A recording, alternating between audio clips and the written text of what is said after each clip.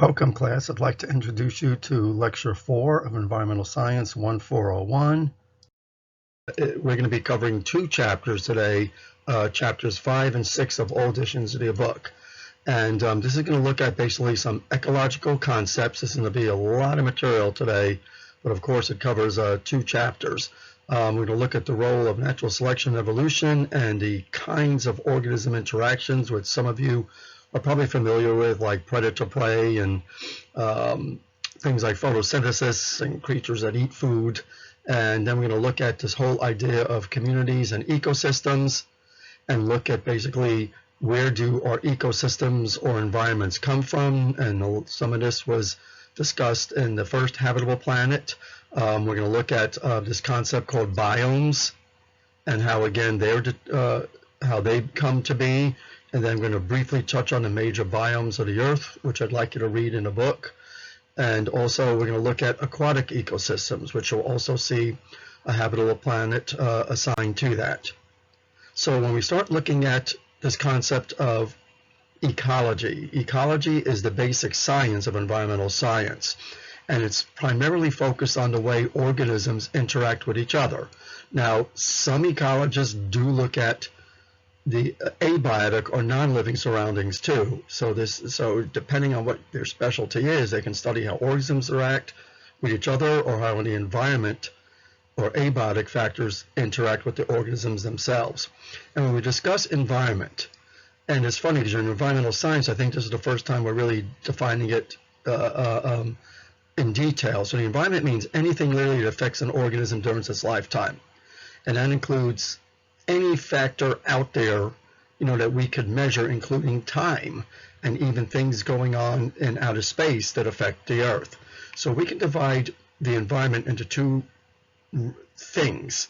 One are what are called the abiotic factors, and this literally means non-living, not dead, but non-living. This usually means, things like energy, rocks, water, temperature, other things that affect matter, and usually includes things like non-living matter or processes. Biotic factors includes anything that is alive and even dead. And believe it or not, dead things interact in the environment too, and we'll see that a little later with the role of what are called decomposers in the environment.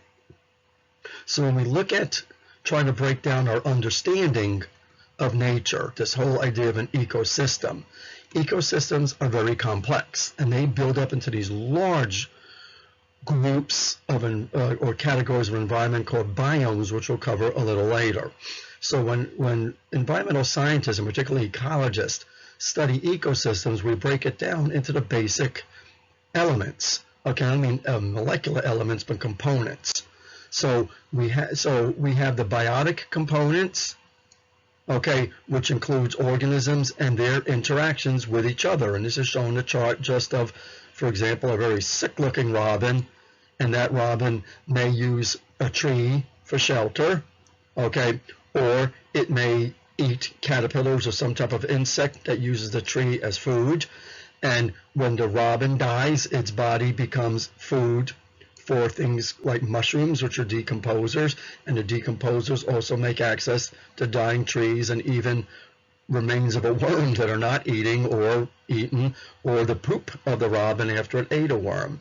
And then decomposers themselves eventually contribute nutrients to trees and to even maybe insects that the robin eats. So this is all complexity of how things interact with each other. And then we have the abiotic conditions. And this includes a list of things, which is just a partial list. That means energy in the universe, climate or overall conditions of the atmosphere, of the Earth, weather or very specific occurrences.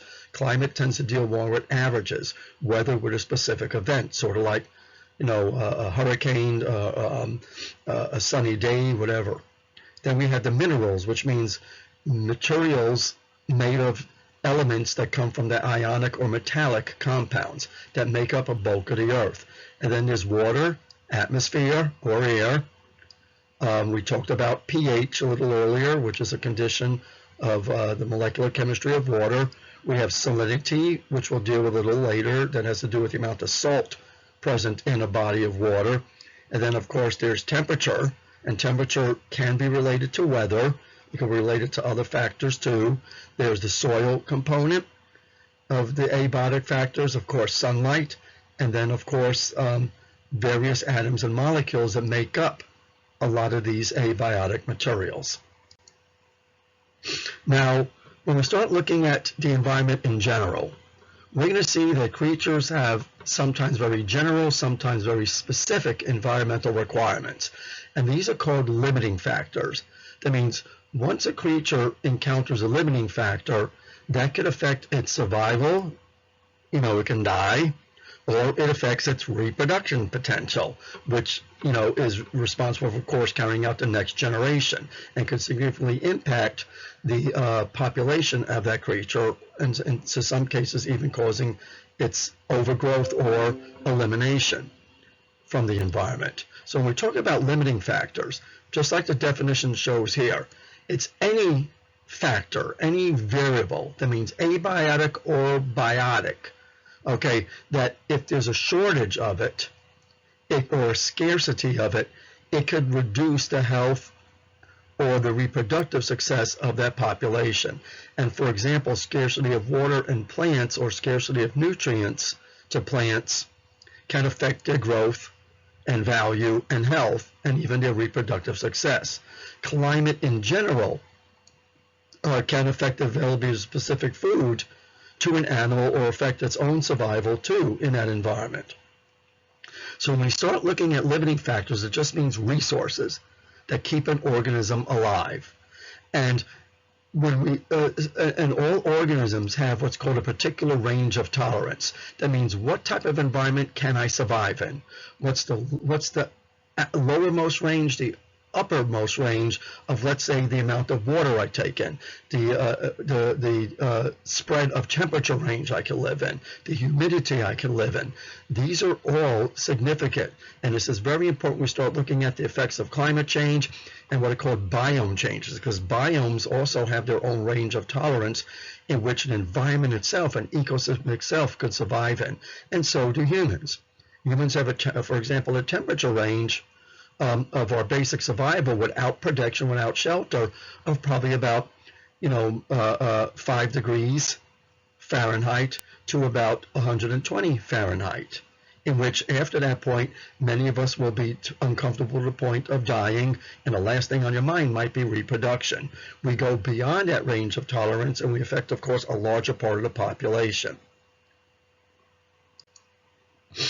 And then there's two terms we need to be familiar with too when discussing where organisms fit into the environment. There's this concept called habitat.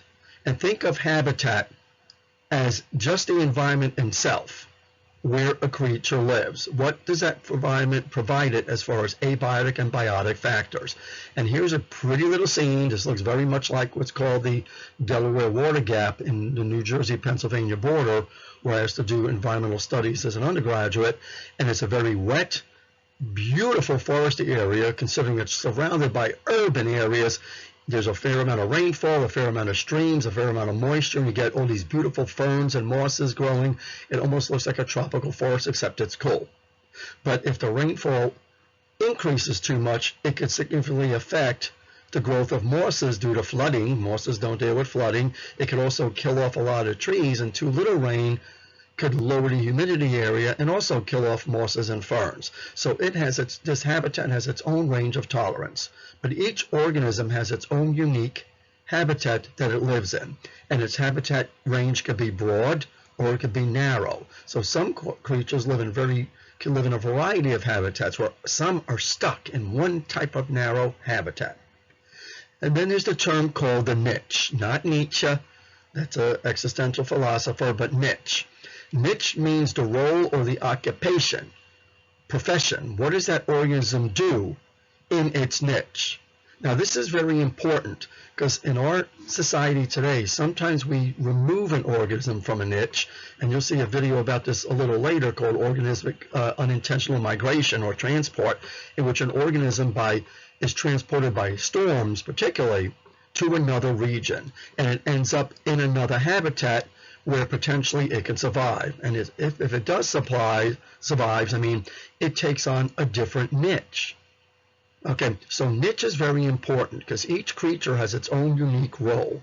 And when you have two creatures with similar niches in a similar habitat, they have to learn how to get along and cooperate, or they compete in a way that one dies off, the other survives. So these two terms are very important.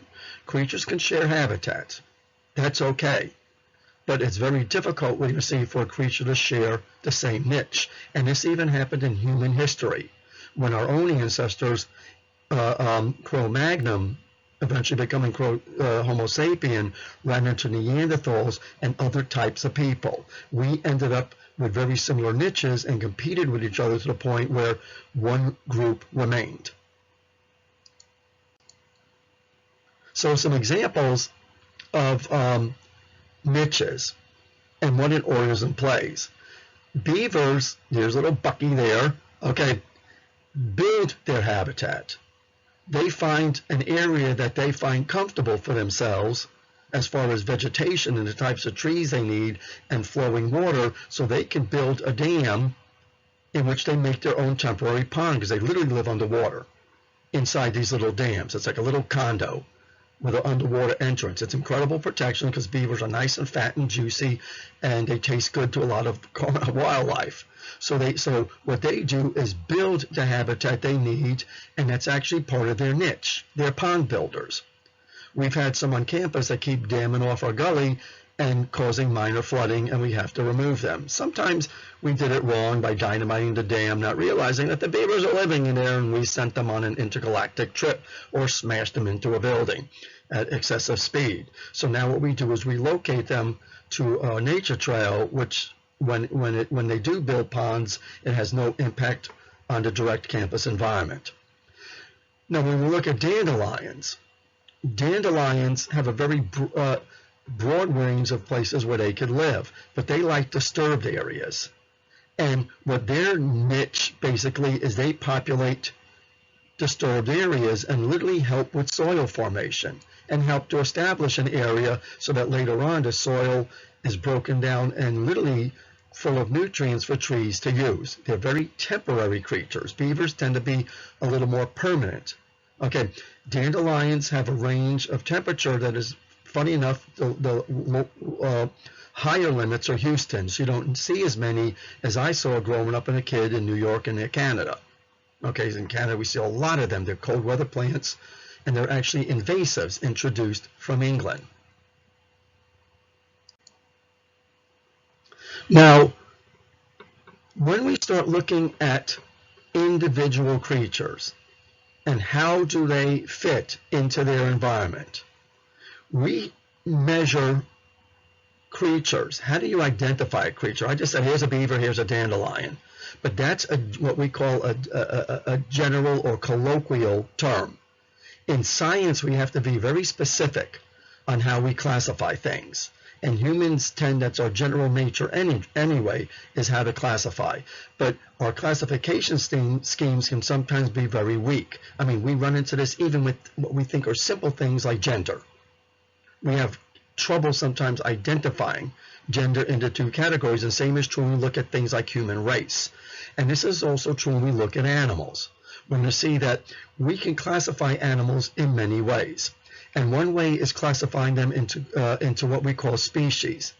And this is a very broad classification. It just means a population of organisms that tend to reproduce with each other and look similar.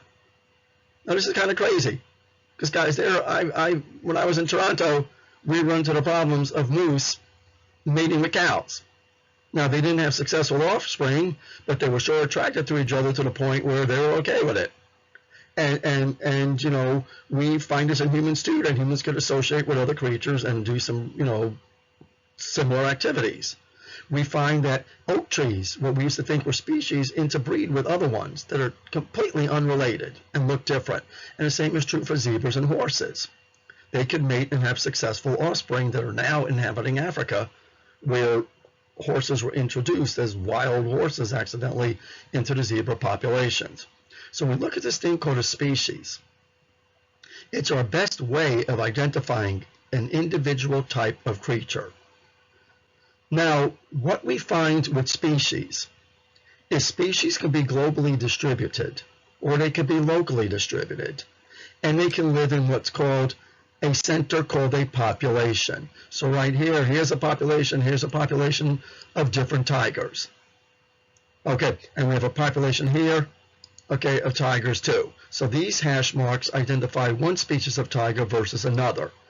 And notice these lumps are populations. That means this species of tiger only interacts in that area. And look at that little gap there. That means that they don't cross that. There's some barrier, either a mountain range or a highway or something that separates that population from this. So an important concept is a population of a species. It means that that group tends to stay with each other and interbreed. And guys, when you interbreed for long periods of time, you carry a certain genetics to you that we call basically inbreeding genetics or familial genetics. It gives them a very uniqueness depending on the genes of that population and the local adaptations that occur in that population, meaning natural selection. Okay, so this population could look different than this. This is very typical in tigers and giraffes. There might be similar species but have different stripes and whatever. Now here we see another species of tiger is living in the same range of population as another species. And as long as they're sharing different niches, they can get along. Or what they do is they carry out their niche in non-overlapping areas. That means that this is kind of like the turf for that tiger, and that's the turf for that tiger, and the two don't get along. And in some cases with tigers, they may either interbreed or not along these little borderline areas. So when we identify a creature by species, that's very important to understand its population. And guys, sometimes what happens is that populations become very unique to the point where these almost look like or behave like different species, depending on certain habits and genes that they carry. So, what makes creatures the way they are? Very important in environmental science is this term called natural selection. And guys, natural selection is not a goal-oriented thing. That means animals don't intentionally do this. It is not what we call teleological. That means it has no predetermined end. It's arbitrary. And what it is the result of the interaction between creatures between each other and creatures between the abiotic environment. And it's not a type of adaptation. What it is, it's either a creature survives or it reproduces successfully. That means lots of kids in generations. Natural selection is not something that occurs within a current population. It's something that gets passed onto the next generation of population. So what natural selection basically means is that the environment, I'll give it the big E there, okay, or biotic interactions, that means interactions with other creatures, can either select traits within a population that are favorable or unfavorable. So if you have a population of tigers, let's say that some are born with stripes, some without. What we've learned is that the stripes on a tiger can give it recognition that it's a tiger of a particular species. And this is done a lot with zebras and creatures like that. So let's say you are not recognized because of a certain gene you inherited or through mutation you got, is that you're not going to be able to mate. And what's going to happen for your chance to have offspring? It might disappear, except you might have offspring of those that look like you, and now you have a separate population of ones that have no stripes. Now in zebras, if you're born without stripes, and that happens, you're born all black, which is, believe it or not, the default, or all white, which happens, it's not that you can't mate, because they primarily mate by smell. They identify each other. You can't get what's called herd protection. That means when a predator sees a herd of zebras, the stripes make it difficult to identify individuals, and it's hard for a lion or a tiger or a hyena or something to attack an individual. It gets frightened by this whole big blob and mass. That's why you hang out with your buddies when you're a zebra. Now, if you have no stripes, that means you're all black or all white. You stand out like a friggin' McDonald's burger screaming out, "Eat me." And that tiger goes right for you, and you try to blend in, not knowing you don't blend in, and you're a goner. And everybody else is going, "Whoa, I'm glad he was here," because you become the meal. So, and that means your traits do not carry on, and obviously you don't either.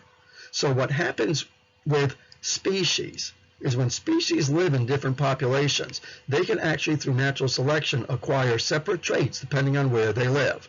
And guys, we see this even in birds with their bird songs. Robins that live in the north actually have a different accent than robins that live in the south, and they use their singing accent as a way of attracting mates. Now think about this. I've moved around the country. I've even lived in other countries, and my accent sometimes became an impediment for getting along with people. They would have preconceived notions about me, and it could even affected my mating. If people said, "I don't like your accent, I don't want to mate with you," whatever. I mean, that's very likely in the animal world. So natural selection also works at the level of ecosystems. That means if environments change, if factors change, or the organisms within an ecosystem change, an ecosystem could also lose its components, or certain components become over-exaggerated. For example, when you urbanize an area, it loses a lot of its wildlife and gains a different type of urban creatures that become now the urban wildlife. And it totally changes the nature of what's going on, the whole dynamics of that environment. Natural selection is obviously attributed to Darwin, and it's probably not the most flattering picture of him. From what I understand, there's not many flattering pictures of him. This is when he was younger. Okay, most of us are used to the graybeard type of pictures of Darwin towards the end of his career. But basically, what I like you to know about Darwin is he came up with 3 important statements that allowed him to understand how creatures affect the environment. Because, guys, he was not an evolutionist because there wasn't evolution back then. He was a natural scientist trying to understand why do creatures fit into the environment, how do they adapt. So just please read these through. Because his observation was that when creatures have babies, okay, the babies in a population tend to show diversity. Guys, all humans don't look alike. There's probably some natural selection reason for that, and sometimes there's not. It just means genetic changes occur. You're going to have children and have traits that don't look like you. That's very simple. That's a very simple process, and it's very typical. It's very common. Now, guys, most of the time our children do look like us because that's just the norm of genetics. But variety is important. Some creatures don't change a lot, like cockroaches look the same for probably about 100, 200, 300 million years. Very little variation, but they don't need a lot of variation to survive. Other creatures do. Okay, so guys, he also learned that organisms within a species typically produce more offspring than are needed to replace them. So guys, for example, lobsters can live up to 60 years. The oldest was like 115. You live in an aquarium in a restaurant of all places, and he was never eaten because they felt sorry for him. Okay, he was so old. But lobsters can live 60 years, and in their 60 years, they can produce thousands and thousands of children. A lobster couple only needs 2 to survive, to replace themselves in nature, which means over those years, that lobster lost in a stable population. That means where the numbers are not changing, it produced thousands of offspring that died. And this is very typical of organisms. Some organisms produce millions of offspring a year. And think about cockroaches being that way. And you only need 2 to survive to the next generation. This excess, Darwin believed, interacted with this and found that what happens is that individuals in a population die off when there's too many. And the die-off is usually due to particular characteristics at the time that either favor a creature to reproduce and produce lots of babies, or takes away from that creature, and they die. Okay, they're not favored. So just understand what these principles mean. Natural selection, okay, primarily explains how populations get selected for or against to survive to the next generation. And that's very important when we start talking about environmental change, because it's not that creatures are adapting. That's something called homeostasis. They do that within a range of tolerance. Humans have a range of tolerance, and once we go beyond 120 degrees, your circulatory system just fails, you overheat, you die from a heart failure. Horrible. Okay, but we have people that are probably adapted for 150, and they do okay. But they only do okay, let's say, in a warm environment. They might not do okay otherwise without the benefit of a hot environment. Okay, so the conclusions we make about Darwin from his observation is, again, this whole idea of the likelihood of surviving. And what's important is reproducing. You can survive to be 200 years old. But when you die, your traits are not going to be carried into the next generation unless you reproduce. And we sometimes call this genetic sexiness or sexual selection. So not only do you have to survive, you have to reproduce. So what does natural selection look like over time? Is, let's say you have here a grackle, a blackbird, you see commonly around here, and it tends to eat beetles. And let's say it prefers green beetles that live on a tree bark because they can see them, and the tree bark is brown. Now, in that beetle population, just through normal mutation, just like we have people with different skin color, you have beetles that can have different colors themselves. And some could be the color, like that color, brown or beige. Some could be green. I apologize for my color blindness. Okay, is that if they're living on a bark in which their color looks like the bark, it's hard for the grackles to see. So they pick the greens and the orange and the brown, kind of like over time, remain behind. Now, of course, the greens are producing more greens, but they kept eating. If the grackles get a little crazy over time, they might eventually eat all the greens until there's no greens left, and it's only the ones that they can't see. Now, that could be a problem for them because they lost a food source, but also this is very unlikely to occur because usually green ones will be born all the time.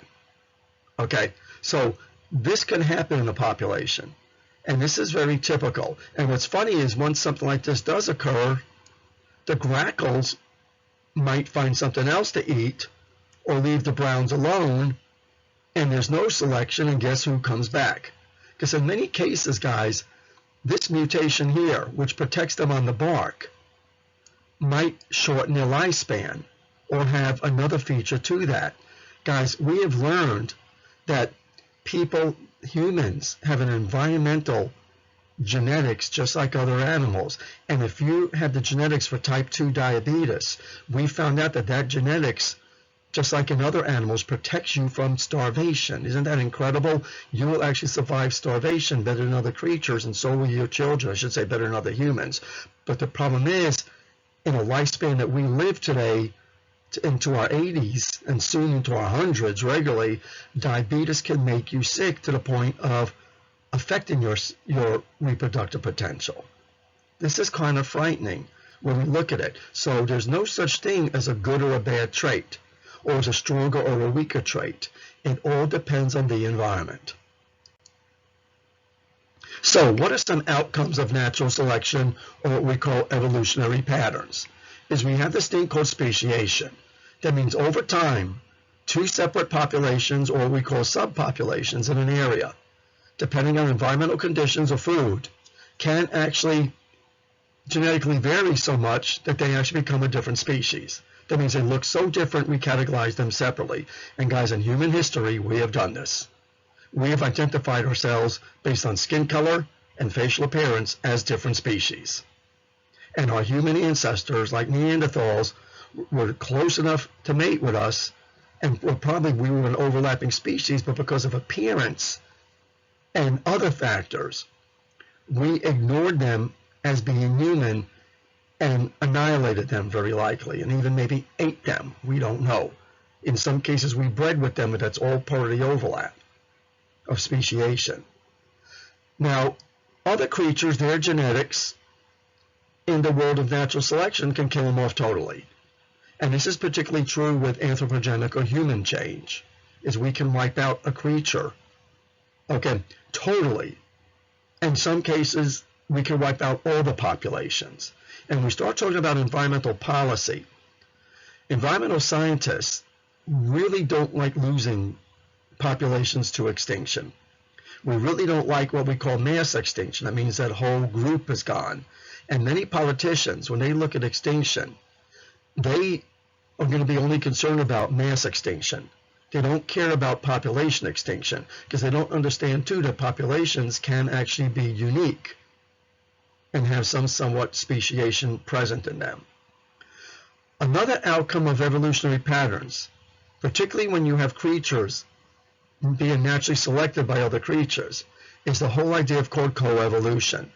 That means any organisms interacting with another organism, they develop genes or select. They're selected for genes that perfect that interaction.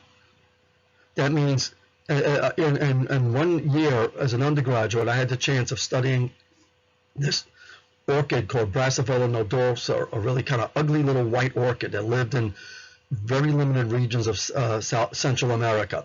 And we would go out and collect that orchid because it was actually becoming endangered due to deforestation and war going on in the area that was literally killing off a lot of the trees. Okay, due to defoliants that the military used. So we were studying that orchid to better understand how to conserve it later on, and even how to bring it back to greenhouses and take care of it. That orchid was only pollinated by one moth that came out at night and did its job. That's kind of frightening, but we did find, because it's limited, but and that moth literally only pollinated or fed on the nectar of that orchid. They became so codependent on each other that they had no other way of surviving. And this coevolution could be a problem. I mean, it's great for the moth and the orchid because they keep themselves alive. But if one dies off, they're gone. Both of them are gone. So we were very interested in that. But something funny, too, we discovered a mutation in that orchid that actually, instead of blooming at night, it bloomed during the day, and that gave it the option of finding other pollinators that could keep it alive. And this might have been one strategy to protect the orchid, too. So we collected them to see if it was a genetic mutation that did that, or was it something we can train into the plants and actually conserve them that way. So these are just called natural selection outcomes or patterns.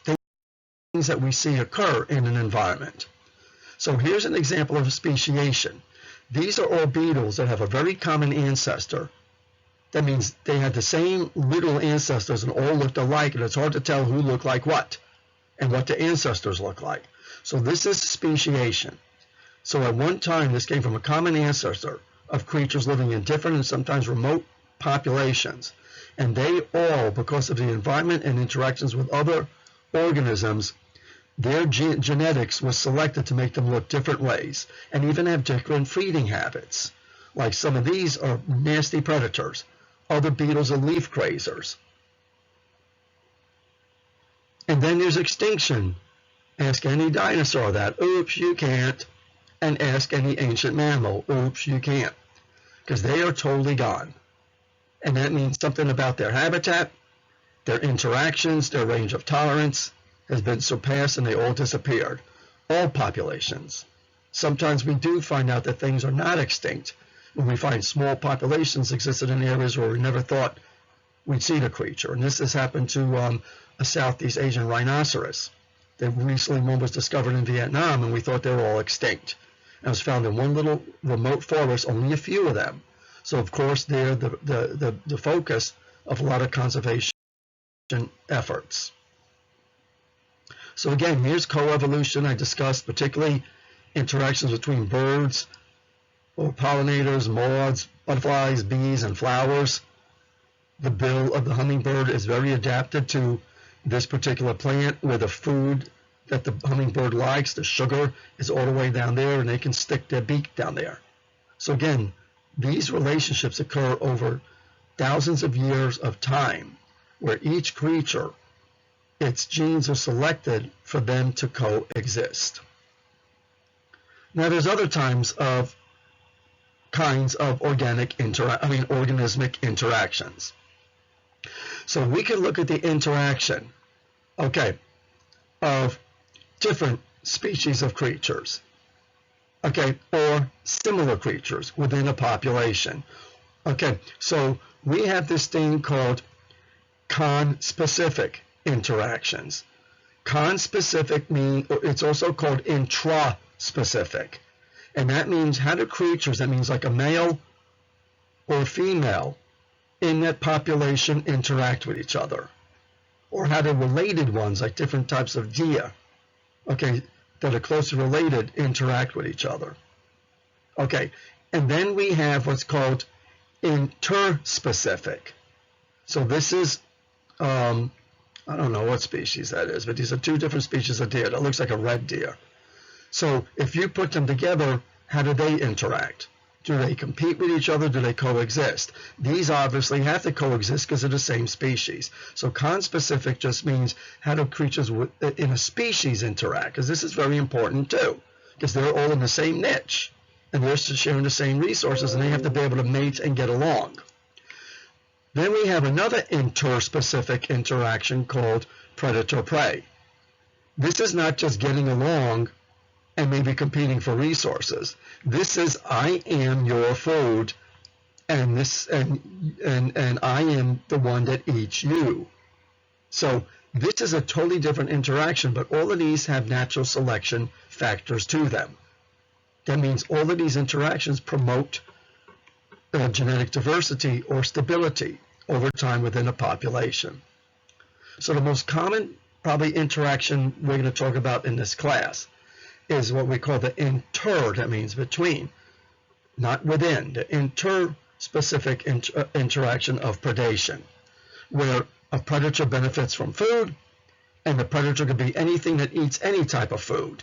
Usually what we're talking about is animals, but you could be predate on plants too. Prey means who's being eaten, and that's because I better pray I'm not. Actually, it's different spelling. So we have predator prey here between antelope, okay, and a cheetah, and we have a little true chameleon here and a nice tasty little morsel on his tongue. Predator prey. So this is one type of environmental interaction that we find that contributes to how ecosystems work. Another type of interaction, and this could be inter or intra or conspecific, is competition. And here's where you're really now seeing the terms intraspecific and interspecific.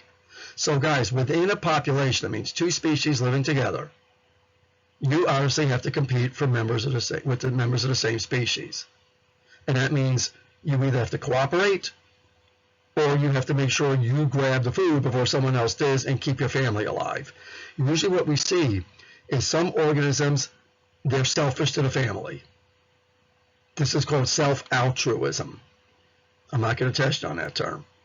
And then some creatures like elephants, they help relatives or other elephants. That's called group altruism. That means I'm going to help my own species as a whole, because that helps me overall in ensuring the survival of my species. And then there's what's called interspecific competition. And here's a classic case.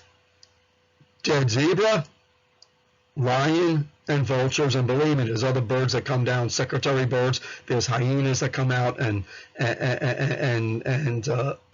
foxes and other creatures that are all after that dead animal. They're all in direct interspecific competition for that carcass. And the lion's not too happy because it's probably the one that killed it, and here's all these creatures trying to feed off at the same time. So this is kind of like bad dinner etiquette, and they have to find a way to get along. And usually what happens, the lion eats its share, leaves a lot behind, and the vultures and other animals get it. And again, a competitive situation. Guys, sometimes competition, whether it's intra or interspecific, can lead to something called competitive exclusion. That means if you're competing particularly for very limited habitat, you could displace somebody from that habitat, and that species has to move somewhere else, or individuals to move somewhere else, or die or not reproduce. And this is a big basis of extinction sometimes, when creatures are forced into smaller areas and their habitats overlap, or they're crunched in, or their habitat is, lost and they have to compete for the same niche, overlapping niches.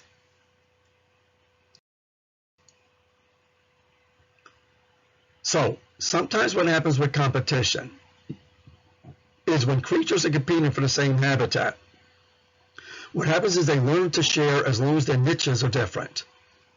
And what happens in young environments, new environments, what happens in growing biomes is these birds might have come from a common ancestry that all looked very similar with a little genetic variation, obviously.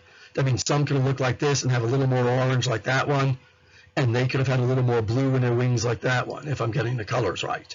So what happens is in a population, instead of competing with itself, is there could be a selection of certain individuals have traits that allow them to live in different parts of the trees, or they can voluntarily do that, or eat different foods from the others.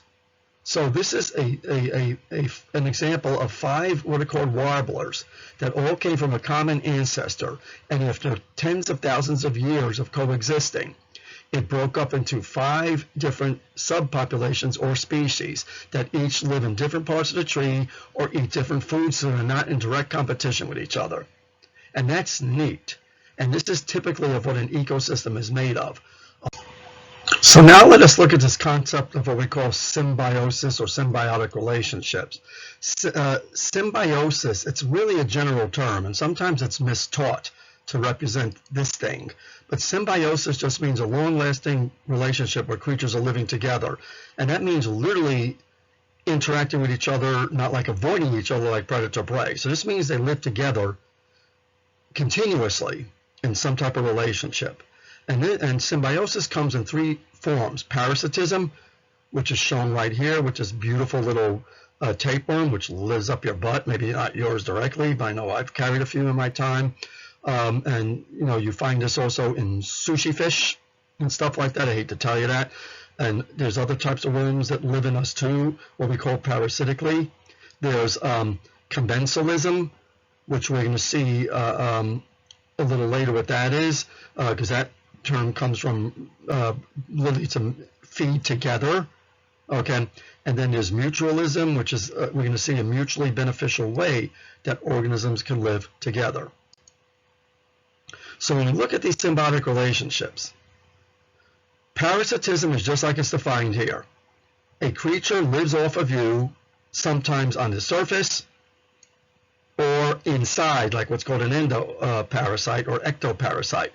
They live off of your resources, and they actually compete with you for it by they can suck your blood, they can eat your body fluids, they can live in your intestine and eat the food right before you get it.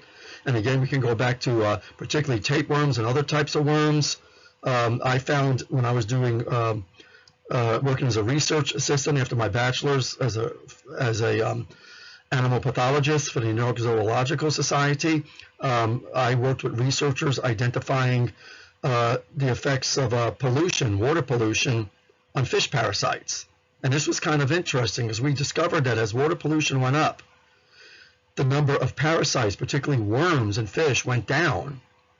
And this was great for the fish and great for you if you eat fish, because if you did not know it, you can't get these parasites out of the fish. Usually when you cook fish, you cook the parasites and they kind of are gone, they won't hurt you. That's the problem with eating sushi, is that you're exposing yourself to living parasites in the flesh of the fish. And that's why with sushi fish, it has to be specially designated as it, because what they do is they'll freeze it at minus 90 Fahrenheit for a long time until the parasites are dead and disintegrated. But guys, this was neat that we discovered that. But the bad thing was is that where did the fish get their parasites from? It was in their food, just like you do sometimes. So that meant that these fish were going to be on a population decline, because if they don't have enough parasite, a certain number of parasites, that means they're not eating. And that could be a problem. Or it could be what they're eating is low in parasites. We discovered that too. And those creatures will not get their food and cause this cascade effect of death and devastation. Usually parasites, again, don't cause disease. They can cause minor illness. The thing is they want to live in you for a long period of time, your whole life. And even in the case of fleas, pass on to your children. Then there's the commensalism term. And you saw that in the picture of the sharks with the little remora fish. Is these are two that kind of live together where one benefits and another does not. So you see sharks swimming around. Sharks have other fish called pilot fish, remoras, sometimes big fish, little fish hooking onto them or swimming around their face. And it's annoying. It doesn't benefit the shark or hurt the shark. But these little fish, when a shark eats, they're able to get the little morsels that a sloppy eating shark leaves behind. It doesn't hurt the shark. It doesn't take away from their food. It does keep the ocean clean, and it keeps those little commensals happy. And then there's something called mutualism. And I wish a book gave something a little more knowable than something called mycorrhizae. These are a special type of fungus that live in the roots of plants. And there's also something called rhizobium bacteria, which live in the roots of plants. And what both of those do is they help provide the plant with nutrients, in the case of mycorrhizae, water, to help the roots to survive by being better at taking up nutrients of water, which helps the plants, and the roots protect the mycorrhizae and the bacteria from being eaten, and it gives them a consistent protected environment. So that's mutualism. We're going to look at all this when we start looking at biomes and how do we conserve ecosystems and biomes. So I know there's a lot of terms here, but now we're looking at another way to look at interactions in an environment. So guys, when populations of a species live together in a particular ecosystem, they interact as something called a community. So a community is a collection, well, I have to say an assemblage, a collection of interacting different species, different populations in a confined area, or what we call a delineated area. It means something you can identify as having a border. An ecosystem itself is an environment that has some type of physical boundary, not a political boundary. That's set up by humans. It means like a pond has a physical boundary of where it starts. A certain type of forest does, a desert does. This all makes up an ecosystem. So what we learned within an ecosystem, the way communities interact with the different populations, is each creature takes on different roles depending on their natural selection, outcomes. So some creatures are called producers, and this includes primarily plants and certain types of bacteria. Is that these are creatures, and algae I should say, these are creatures that take sunlight energy or energy from the earth. We're going to learn about these. They live around volcanic areas, particularly deep in the ocean. They use energy from the earth or from the sun to build the molecules they need. That means that they don't eat. They synthesize everything they need using energy from the outside. You can't do that. You need an incredible energy source to make your own food molecules. So that means they take elements out of the soil, out of water, and build them. We can do this in a lab. It's called synthetic chemistry. A lot of your drugs are made in a lab the same way these guys do in their bodies. We're basically modeling life. And you see this on shows like Star Trek and other science fictions where they synthesize their own food using machinery. Producers do that. But again, they need an energy source, and that's either the sun or internal forces from the earth. And then there's the consumers. This means I'm too lazy to make my food, or I don't have the chemistry or genetics to do it, so I'm going to eat them or other consumers. So they eat their organic matter. That means that they take the molecules of another creature, break down the molecules into simple units, not into elements, but simple units, and I rebuild it into me. So when you eat a plant, you're taking the plant structure, taking it apart, and trying to build you the best you can from the plant materials. Sort of like taking, let's say you made something out of Legos, and you take it apart and rebuild it into something else using the same Legos. Now, you might not be able to build all of what you need and borrow all the Legos, but that's why creatures eat a variety of foods usually. That's why you eat plants and animals. They all have different types of organic components. And then there's creatures, my favorite, the decomposers. They're patient. They wait for things to die, and then they eat the body they cause to rot. Things would not normally rot without decomposers. Now, sunlight and oxygen will break down the flesh, but not to the point where decomposers can get it. Because without decomposers, things would just mummify. And you just see these dried shrivels of things all over the place. And decomposers release the nutrients of creatures. It could break creatures right down into their basic elements. They also eat the poop and pee and other stuff we don't want to be associated with it. So they can turn anything into food. And they're the basis of how ecosystems survive. So, what does it look like to be a consumer, producer, and whatever? And this is a typical thing called a trophic level pyramid. What's funny, when you see these for oceans, they tend to be upside down. But to explain this pyramid is, if you're on the top of the pyramid, it means you eat everything below it. Now, there's nothing below this pyramid because they're fueled by sunshine, and I'm going to make a little sun. There we go. That's a second grade or first grade sun. So there's a little sun, whatever. I'll even make him a happy face. He's a happy sun. So they get it from sunlight or from volcanic activity. We're not going to worry about that because most of the producers use sunlight. So what they do is they make food, and that food gets passed up to here, to the herbivores. These are creatures that eat plants. We sometimes call them primary consumers because that means they're the first consumer that eats the producers. Don't worry about that so much, but just know the terms. Whatever. So guys, notice as the pyramids go up, they get smaller. And that means that, guys, there has to be more producers out there to provide the food for a certain population of herbivores. So in an ecosystem, the largest population of creatures has to be the producers. And then the next largest, the herbivores.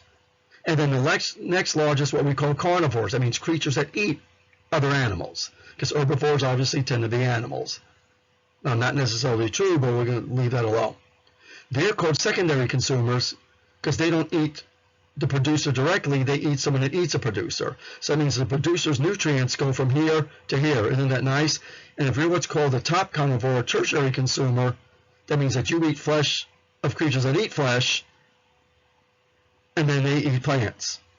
So these are critical examples and typical examples of producers. Plants. And look at the mouse. He has a plant in his mouth. He's an herbivore.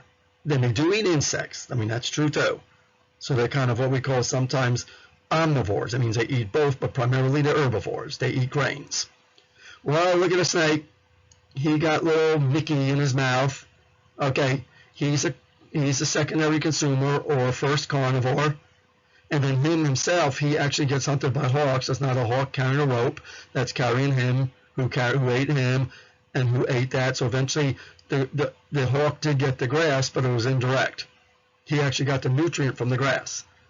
So guys, hawks have low populations because their food has a medium to low population, and the snake has a certain population based on the mouse.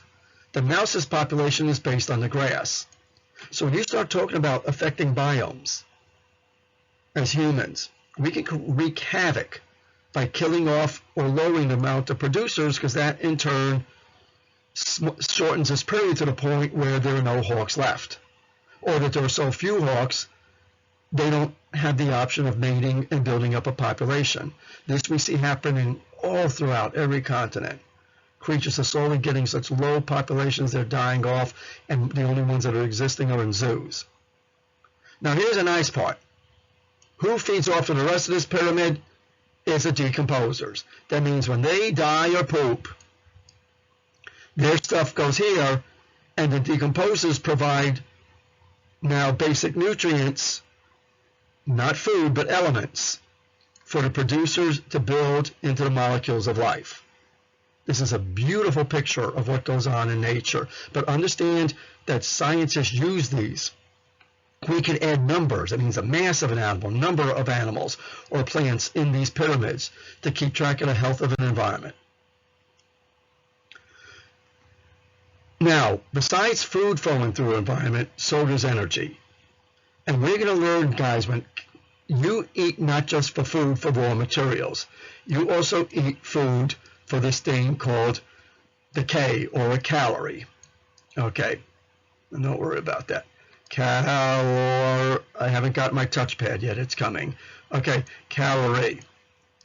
So that's terrible, but that's an R. Okay, so you have this thing called a calorie, and that's an O. Okay, and that's an I. So the calorie, that was terrible. What happens is when you have a certain amount of calories of plants or producers, which could be bacteria, that's the energy that they carry in their flesh to keep themselves alive. Now, if they're eaten, their calories of flesh get sent to them. And if they get eaten, their calories of flesh get sent to them. Guys, when you buy food and it says calories in it, that means the amount of energy in that food has in it for you to stay alive. And there's a little secondary carnivores. Guys, what happens is this in an environment is as a creature gets eaten, not all of the calories of its body goes into the next creature that eats it. On average, guys, you lose 90% of the calories that you eat from a food. Now, we do it less because we don't run around chasing our food. But that means that if a food has like a 1,000 calories in it, you only get 100 on the most part. Now, again, humans are kind of like a little perverted and twisted as far as creatures go, but a typical animal like a wolf, because it has to spend energy to catch its prey, there are days it doesn't eat, whatever, so it has to make a meal last a long time. But the thing is that the process of chewing and whatever and living burns up calories. So that means you have to have, if you have, let's say, 1,000 calories, 1K, 1,000 calories, because they're also called kilocalories, don't worry about that, that's why I put K, of plants, it can support 100 calories of animal, which means a certain amount of weight or livelihood of animal like an herbivore. And that means only 10 of those calories are available here and 1 calorie here. So they have to spend more time finding food to stay alive. And if you lower this, there might not be enough energy from the constant passing down to keep them alive. So eating passes two things through an ecosystem: nutrients and calories. And they pass through something called the food chain or food web. Nature does not exist as a food chain. That matters me because when we use the food chain all the time, but it's just looking at one type of interaction of what we call a food web. So food web just means within an ecosystem, I identified all the players in a certain little area that eat each other or are fed on by another. All these interactions. In all environments, you find unique food webs, and sometimes food webs of different creatures interact. So this is the food web of, let's say, a deer. Okay, and that deer feeds off of plants, which also interacts with other things that compete with the deer for food, or else help the plant or hinder the plant's survival. The deer is also preyed upon by other animals too, okay, which happen not to be here. So the competitors for the deer might have predators that eat away the competition or allow too much of the competition for the deer to be behind. Now, if this had a wolf, that wolf can now be a predator to the deer and also to the rabbit and even the fox at times. So these are very complex things. But the way scientists look at food webs is, unfortunately, we have to look at one animal at a time in a chain. And one animal could have 4 chains. So, for example, we have here the food chain for, let's say, a particular frog. It feeds, let's say, on this particular spider when it's there, and that spider eats on a grasshopper, that grasshopper eats a pondweed, and that frog is eaten by a certain type of predatory fish, and the fish is eaten by a person, or let's say a bear, okay, or some type of other animal. Is that this is one thing that frog could be doing. It could exist, it can have several food chains, meaning I can eat a beetle, I could eat this or that, but this is where generally it can fit into a food web. So when we look at all these interactions of predator-prey and interspecific competition, we pay attention to where things fit into an ecosystem as far as they interact, particularly in this distribution of nutrients and energy. Because if one of these players disappears, it could either have a major impact or minor impact on the nutrient or energy flow. That means if this frog only eats that spider and that is it, and that spider's gone, that could affect everything here and also affect everything below, depending on what their food tolerances are. So, what does it mean to pass nutrients through a population? We have this idea called biogeochemical cycling. It just means that, guys, the way we can trace food is look at how the elements in a food pass from creature to creature. Because usually with carnivores and herbivores, they're not passing elements between each other, but actually molecules like proteins, carbohydrates, fats, and sugars. But in general, plants are getting elements from nature and building it into molecules. So we have these different cycles called carbon cycle, phosphorus cycle, nitrogen cycle, water cycle, and oxygen cycle. This one we're not going to cover too much because that actually works together with the water cycle. It's a unique cycle in itself. We also have something called the sulfur cycle, which is not covered in this overhead, but it is important and it's in your book.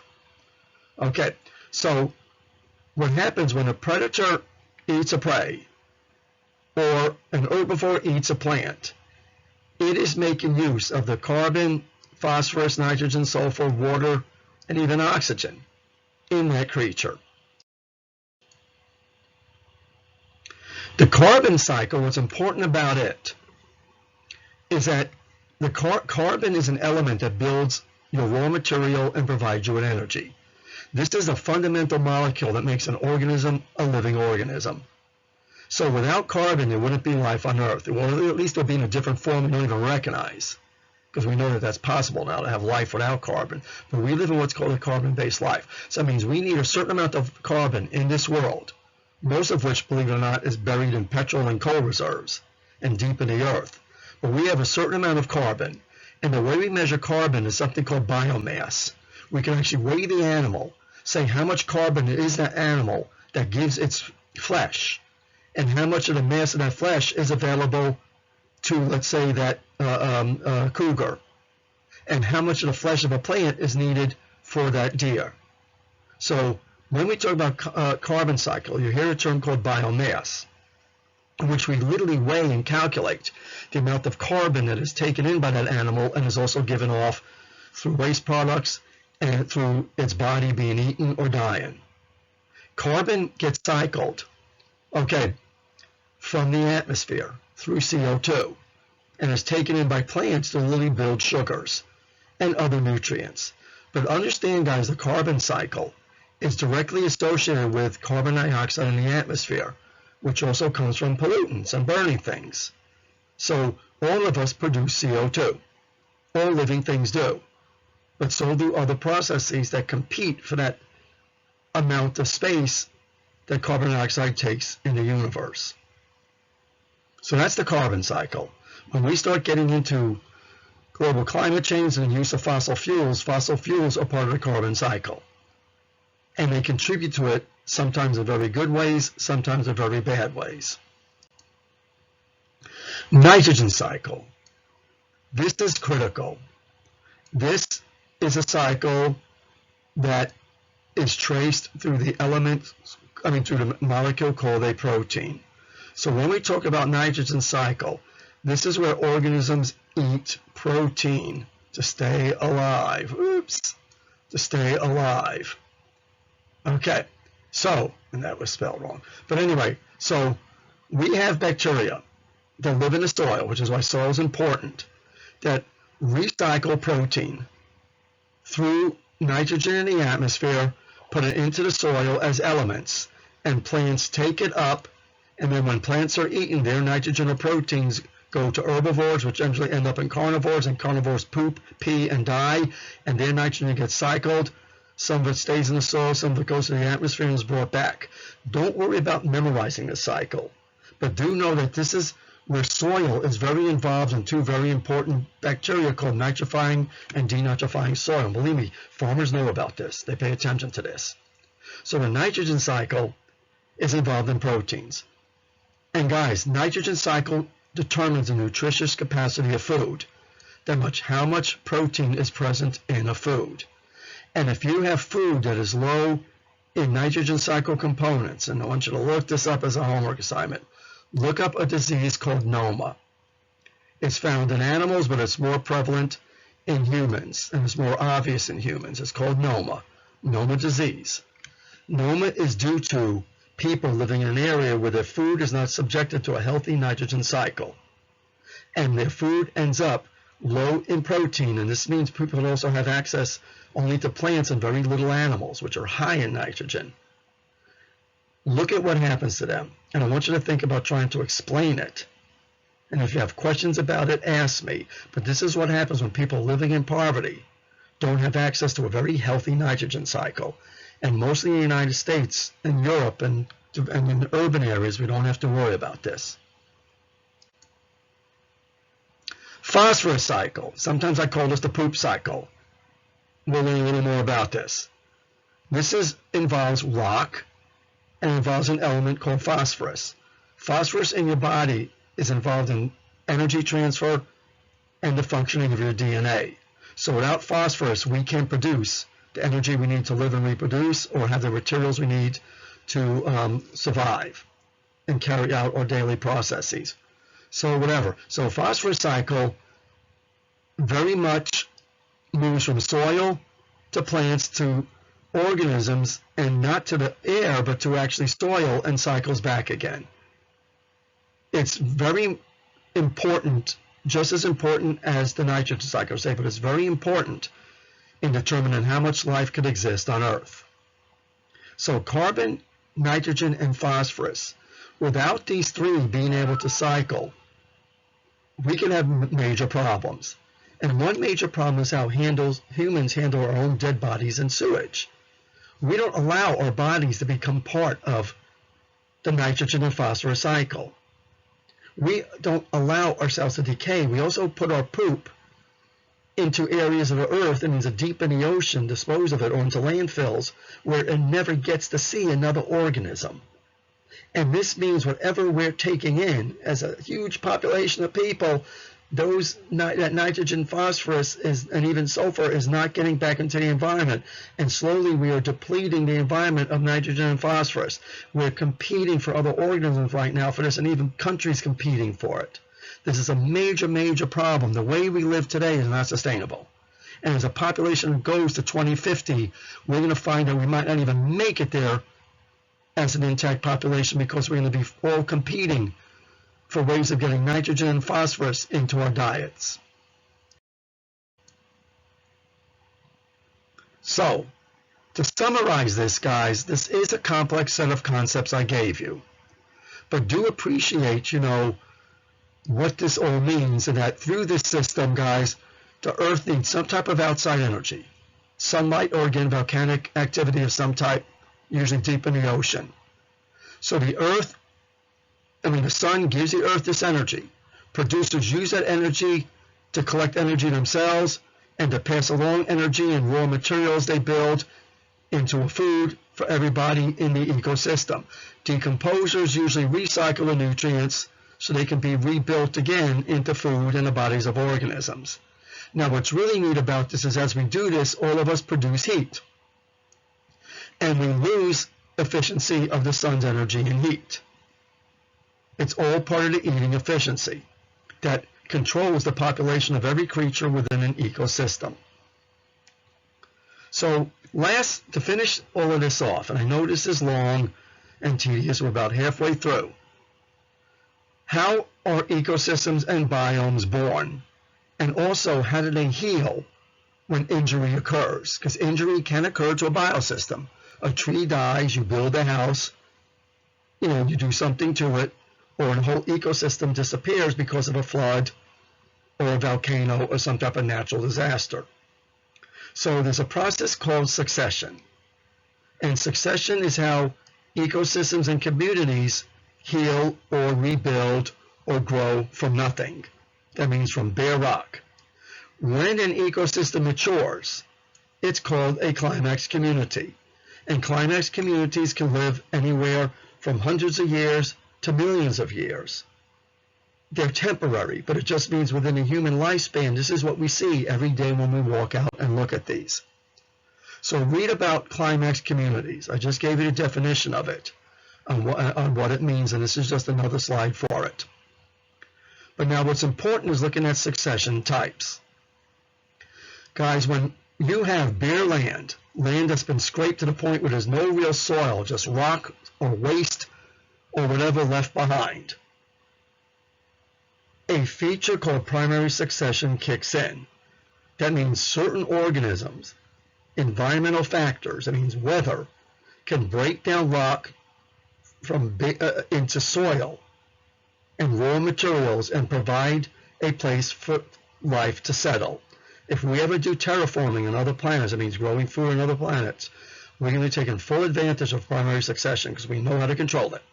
We just got to make sure all the factors are there, and we can literally start life on another planet or grow the life from here on another planet. Secondary succession is more of a healing process. What if I damage an environment? Will it grow back? How fast? And what will it grow up into? Your book says it usually grows up into the climax community, but it's not necessarily so. It depends on the degree of disturbance. Like after a major wildfire, we can see a forest never recovers. After a volcano, I've seen this in Hawaii, just scorches an whole area, we can see another area comes back and not the original ecosystem. So here's what primary succession looks like. This is a rock, and these are very important things. You'll see this on a test called lichens. They help to break down the rock. They live off of a weird relationship between an algae, and that's actually lichen too. That's lichen and that lichen. The rock is literally covered with this stuff to the point where you can't even see the color of the rock. They tend to break down the rock. They use no other resources except algae and the fungi, and they literally eat raw materials off the rock by breaking it down, so they're digesting the rock and using solar energy to make food for themselves. Beautiful. You'll see this on our campus, on stones. You see it on the trails. These are found on the barks of trees sometimes, where they literally eat up the barks of trees very slowly, because these things can live for tens of thousands of years, and it can take them, a little spot like that can take 100 years to grow, and that spot's probably about the size of a quarter. So what they do, they're the soil producers, and they go through a series of steps in which lichens are replaced by other creatures, usually plants, that grow and die in a series of steps in which one thing replaces another to produce the mature community.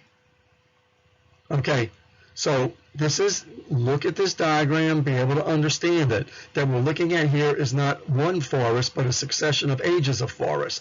So, guys, primary succession can take hundreds of thousands of years of rocks breaking down and then small plants filling in, medium plants, larger plants, and what they do is they change the environment. These guys that come in, their seeds come in and overtake the next group of plants, and these guys just literally die every year. They don't care.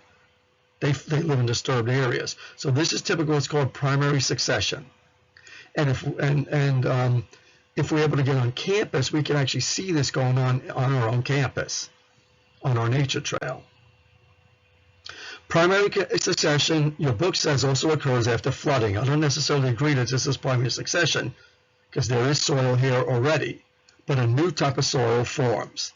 So sometimes what happens with ponds and rivers and lakes is they dry up, and they become overtaken by plants that eventually suck all the water out and eventually leave room for trees.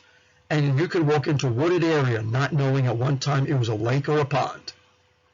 And this is typical of Kingwood. Kingwood was a swampy prairie area that is now forest when it wasn't before. And this is because a new type of primary succession took over, that instead of the pond coming back or staying, it grew into a bunch of trees. Now, secondary succession, again, occurs in an area that is disturbed. So something affects the soil, kills all the trees, wipes out the area. It could be due to long-term climate change. And what it does, for example, is with secondary succession, it tries to replace the original forest, but not intentionally, of course. So in this example, a farmer plows a field. Let's say the farmer goes broke and abandons a field. This happens all the time in the Midwest and in the Plain States. Little plants grow in. There's no lichens needed because there's soil there. Lichens don't grow in soil, only rock. So you have these yearly plants coming in, smaller plants, forest.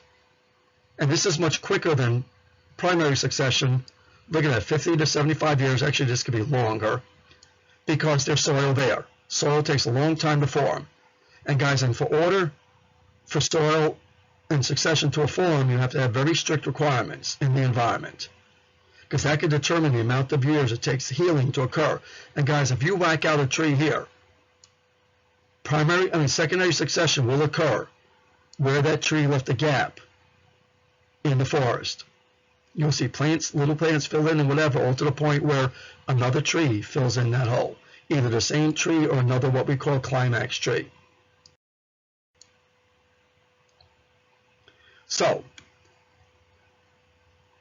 now we're on the term biome, and we're all at the point of probably, poking your eyes out right now.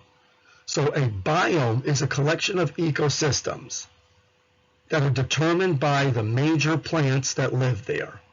And we're going to see we can make a biome map that has distinct biomes living in particular climate regions. And we can see here, look at this biome here, that's called a taiga, which is a Russian word, or what's called a coniferous or evergreen forest. They live here, and we also see they live in mountains of other areas too. So this is made up of a particular group of plants that fit and live in certain environmental parameters. And you can see one biome is distinct from another by those plants. And what these plants do is they determine the biomass or the amount of energy and nutrients in that area for very unique animals that coexist with those plants. So again, biomes are what we call terrestrial climax communities that are global and large and involve very unique and characteristic ecosystems and plants. And the two major factors that produce a biome, besides having soil present, is temperature, and we're going to see this is more specific, and patterns of precipitation. So biomes are where they are, not really by location, but because certain parts of the earth have higher temperatures than the other, and certain parts of the earth have more rainfall or snowfall than the others.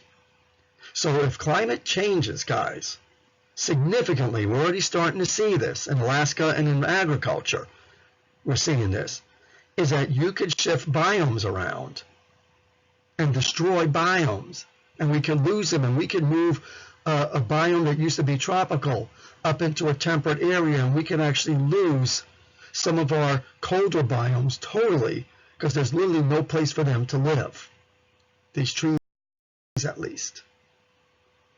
So this is called the Whitaker chart. I actually had him as a professor for a class, and he told us this. And he just said, basically in this graph, you can predict where a biome is going to be and the characteristics of that biome based on whether the environment tends to be generally cold or generally warm or generally dry or generally wet.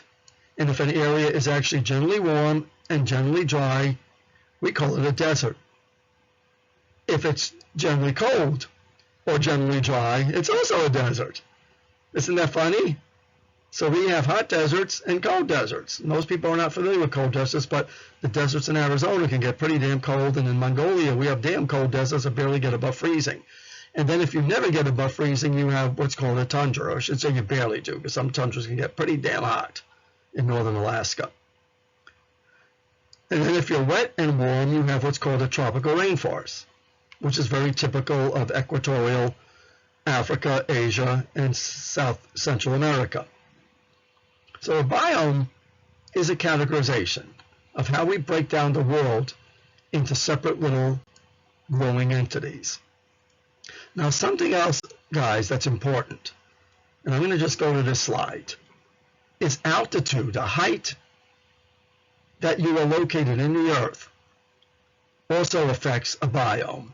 So as you go up in altitude, biomes, the atmosphere tends to get cooler, and that tends to change the nature of biomes. So for example, in Hawaii, we just drove through the island of Hawaii from coast to coast, okay, literally from Hilo to Kona, and we went over this huge mountain range that gets about 8,000 feet, and within a day, literally half a day, few-hour drive, we went from tropical rainforest at the low altitude to a grassland, that means almost like a prairie at the middle altitude, and then to tundra. We actually saw tundra plants and snow that's almost there year-round in the mountain piece of Hawaii, and then back down as we were heading from Hilo to Kona, back down into a tropical dry, and then a tropical wet forest. Amazing, the different diversity we saw within a day of driving. And we couldn't believe it, but that's very typical of what happens when you go up in altitude. It acts the same as going up in latitude. We get colder and colder. So guys, as biomes go this way, they get colder. As they go up, they get colder. Now the problem is as you go this way, and sometimes within a latitude, you can find areas of wet and dry. Usually you get more wet on this side, more dry on this side, based on winds. Also in a mountain, if a mountain range is facing west, you're facing west, you tend to have wetter air than on this side, and there tends to be more rain here and sometimes almost no rain on this side due to the way clouds traverse the mountains. They basically climb up a mountain, lose all their water, they get so cold, they dry out and come back here. Sometimes the clouds disappear. So be aware of this, how biomes interact, because you can have different biomes within another biome.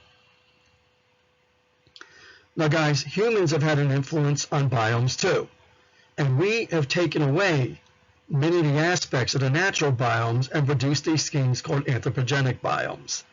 And I know this chart is small, but it's looking at the negative human impacts of what we've done to the earth. So guys, we have produced our own biomes based on what we've done to soil and the local climate, basically, and to the way we disturb an environment. So we have areas called wildlands. And guys, these are areas that we manicure, but we generally leave alone. They tend to be wilderness, but it's wilderness that we drill in and do other stuff in, and we hunt in and we kill the animals either off completely or to the point where it's not a natural dynamics. So these are areas that we interfere with, but we generally don't eradicate them. It's not true wilderness. So if you go to the Yosemite, you are not seeing a natural thing. You're seeing a human disturbance environment that is affected by humans. It's actually a unique type of biome in itself. Then there's forest land. Forest land means we plant trees there intentionally to grow trees, and it looks pretty, and it lets you camp there and hunt there and fish there and even live in there sometimes if you want to deal with all the logging. Huntsville area is an example of this, Sam Houston Park. It's a tree farm, basically. It was originally designed by the National Park Service to have enough trees to run the railroads. Isn't that funny? To have enough for building trains, building the railroad ties, and burning. Then there's rangeland. You see it a lot around here. This is where we allow cattle to range. Actually, it started originally for sheep, funny enough, in this country. So sheep, cattle, and goats, depending on your country, and even chickens, if you have free-range chickens, this land was put aside just for that. And it causes major disturbance to the environment and makes its own biome that's maintained by the cattle and the goats. The Sahara, the belief about the Sahara Desert at one time was it was a natural rangeland and actually tropical forest that humans put so much grazing on, it ate the place away to nothing till all the vegetation died. And today this is a vast wasteland. It's not even a biome, really. That is what gives us enough heat off of that to go over the ocean and produce a heavy hurricane season in this area that sometimes creeps up to us. And then there's croplands, different variations in which we replace the natural habitat, the ecosystem itself, and sometimes almost the whole biome with our own artificial plants. And this is maintained by humans. Usually crops are planted dependent on their environmental factors that they survive best under. And then we get into what are called the human dense environments. That means villages, small cities, somewhat rural to suburban, and then major urban areas. These are probably the worst on the environment because they're really at the point of almost no vegetation, They can't produce their own natural resources, their own food. There's no cycling going on whatsoever. There's more of what we call cycling export.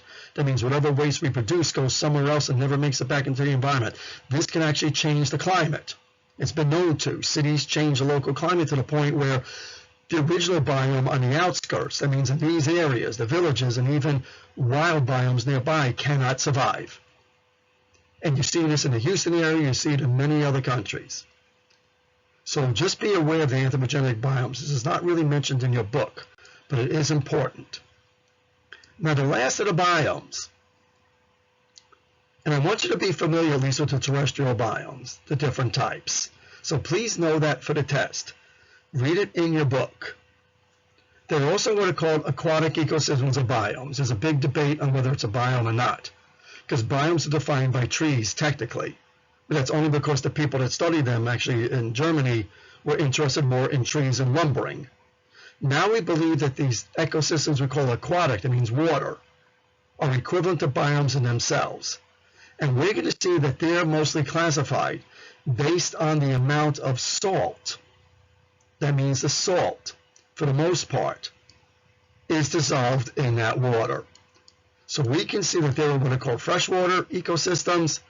Transitional, that means they're not quite fresh, but also not quite salty like this one's, like the marine. So these are very salty, anywhere from 2.5% salt to 4%, which are sometimes called hypersaline.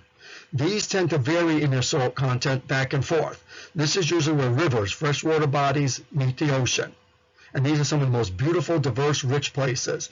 My favorite one was almost washed away in St. Croix, where I stayed along this beautiful tropical estuary that had the most abundant life form I've seen in my whole life, living in this area where freshwater and saltwater mixed and changed back and forth. And then, of course, we have our freshwater, like lakes and ponds and streams. Now, when we look at the salty ecosystems, this water has to be salty for the creatures to survive. This salt is 2.5 times more powerful than your body can tolerate. And you will dehydrate and also have too much sodium uptake and other mineral uptake to the point where you will die a miserable, hallucinatory death. Certain creatures can survive in it. They have ways of adapting. We're not going to cover that in this class, but they need it. And this is a problem when marine ecosystems come in contact with rain. It can dilute them to the point where these creatures do not survive. So what we can do when we look at marine ecosystems, we're going to see there's two worlds to the aquatic environment. World one is called the benthic world. That means creatures that live attached to the soil, or the bottom, or the rocks, or the ledges. That means the beachfront. So if your feet hit the bottom of a marine ecosystem or hit land, you are benthic. Now the abyssal ecosystem means basically an incredibly great depth. And this is unique, okay, to the benthic regions. So we have this thing called the benthic, but sometimes the benthic gets so deep, you end up with these incredible conditions that cannot support photosynthesis. It has very unique food chains that are only based on death and destruction from the benthic region. So when you have these things called abyssal ecosystems, they're almost a biome in their own. This tends to be very weird deep-sea creatures you sometimes would see on SpongeBob when he takes a trip off of Bikini Bottom. So when we look at the benthic region, this is a diagram of it I'd like you to be familiar with. This would be your abyssal benthic, and this would be your just standard benthic. And we can see the benthic can be here, it can be here, it can be here, and there. And this is actually not too unlike what we see off of Galveston, except this is not as steep. It's a little more gradual. When I was in Samoa, we actually had a benthic region that was that steep. So this is typical of marine environment. Now, when we look at the benthic area, what determines the nature of the benthic area besides depth is also, the amount of sunlight that penetrates into the water and also the type of substrate. So we can see that in oceans, seas, is usually we can either have mud Okay, don't worry about the little oxygen content, but also rocky surfaces. And this makes a big difference in what grows. Like, for example, coral. Some corals love a benthic region of mud. Some corals like rocky ones, and they don't mix. Some plants love muddy ones. Certain animals like sticking to the surface of rocks. So when we look at a marine ecosystem, we're looking at plants too and animals that require certain types of bottom surfaces. Now, this is looking at more of a shoreline. It's just a nice pretty picture to look at, but sometimes in benthic areas, you have areas called tidal zones, tidal, T-I-D-A-L, in which the water is temporary. And you get sometimes these 6-hour changes of water, either making the area submerged or dry. And sometimes we call these intertidal regions too. So you can have life that exists totally submerged along an area or partially dry. And you see this in Galveston all the time when the tide goes up and down. When the tide goes down, you see it too far, sometimes you see these creatures can't survive and they get stuck. But mostly what you see is something like this, a little sand and maybe some crabs and other animals hanging out there. And then there's an area above the tide, which is really not part of the benthic anymore. It's part of the actual beach, the terrestrial biome. And this area should not be submerged or even wet because those plants can take it. So the benthic area is pretty extensive, and it's pretty packed with a diversity of life. Now, also in marine ecosystems, we have the open areas too. Okay, besides the benthos. And the open areas are what allow exposure to sunlight. When we look at different types of marine ecosystems, coral reefs are a very unique one because they like living, again, in very unique benthic areas. And particularly coral reefs, they like very muddy areas that have shallow open water areas and get a lot of sunlight. Okay. The richness of a coral reef, like we see here, very specific. And they live in very specific temperature ocean ranges. I mean, it's very warm water, funny enough, very much like plants in a biome. So when we think about ocean areas, think about, again, the type of soil that's there, which we call the benthos, the water above it, which when you read your book, you learn about the terms the pelagic area, the open area. And think about the temperature of water being all factors that determine the health. And right now, our coral reefs off the Gulf of Mexico, we have one only not too far off the Gulf, coast of Texas, it is dependent on very salty fresh water, warm water, which is now being interfered with by all the rainfall we get. We've been seeing a lot of unusual rainfall. And what happens is that fresh water comes in here, it's cold, and it literally kills off the coral and changes that whole coral reef ecosystem. Marine ecosystems can also be associated with what's called an estuary. And an estuary is where basically a freshwater body mixes with seawater. And I've mentioned this before. New Orleans is a giant estuary. Rio Grande, Rio Bravo has a giant estuary in Brownsville and Matamoros across the border. Houston, of course, the ship channel area leads into a huge estuary. So that means that this water does have a little tide, but the tide doesn't really go up and down as much as it changes from fresh water to salt water. And these are very unique environments, have very unique creatures. We see a lot of oysters living here, a lot of seafood that you eat. But these are also very fragile environments too. But they still come under the category of marine because they do have a saltiness content that is still beyond what we call fresh water. And then there's unique areas. You find this in Key West. Usually you don't find much of this in the United States. You see a lot of these in Puerto Rico or what are called mangrove swamps. And these are just saltwater swampy areas with plants that can tolerate the marine wetness. Okay, now freshwater ecosystems. So take an ocean, make it smaller and shallower, take out all the salt, and add to it sometimes a body of water either flowing in and out of it. You have a freshwater ecosystem. Freshwater ecosystems, the salt content it's low, almost equivalent to your blood, which means you could drink it and it won't dehydrate you, it won't harm you in any way unless there's something bad in there. So this type of ecosystem is probably how the whole world started. The ancient ocean started out this way, and freshwater ecosystems are remnants of pits and mountain flows and whatever that come from rain and from glaciers, especially the Great Lakes. Those are all glacial water at one time. Okay, the oceans themselves became saltier over time and separate from these freshwater ecosystems. So what we find is we have these stationary systems that are make up what are called lakes, ponds, and reservoirs, and some people call these lentic, that's the technical term. And then we have running bodies of fresh water called lartic, which means fast-moving bodies of water. So fresh water is usually classified into moving water and running water, two totally different ecosystems, totally different adaptations, different creatures.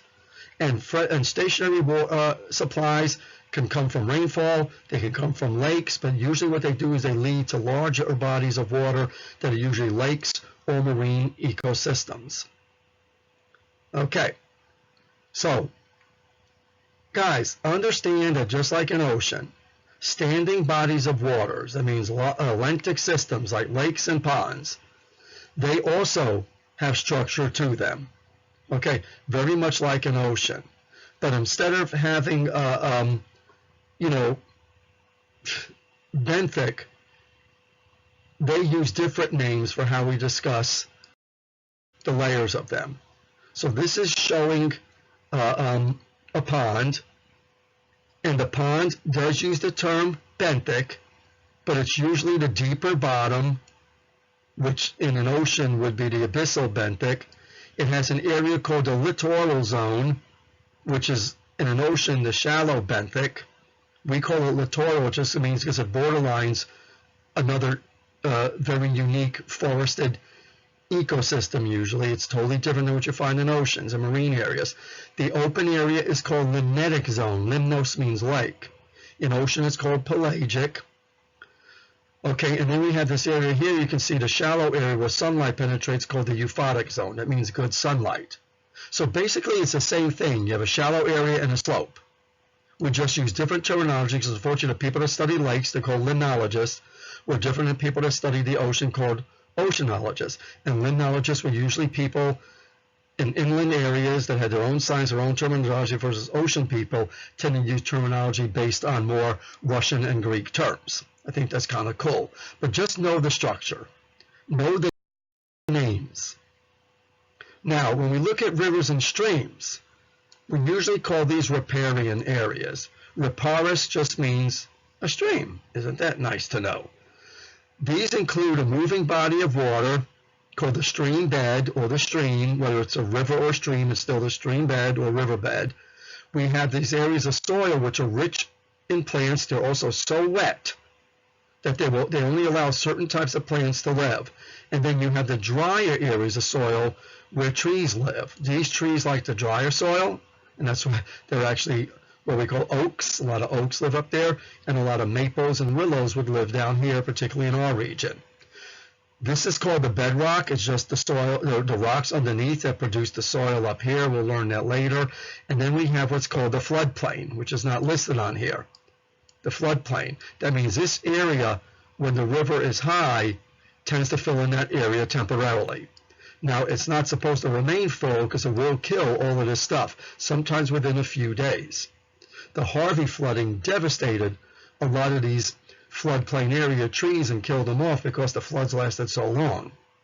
So this is the structure of aquatic ecosystems. And I know this was a long lecture, but you're going to have a couple of videos to look at and some habitable planets to look at that reinforce all of this. Again, as usual, if you have any questions, please ask me. And we got Mr. Bean here again. Please email me or voicemail me. Emails preferred if you have any questions. Thank you.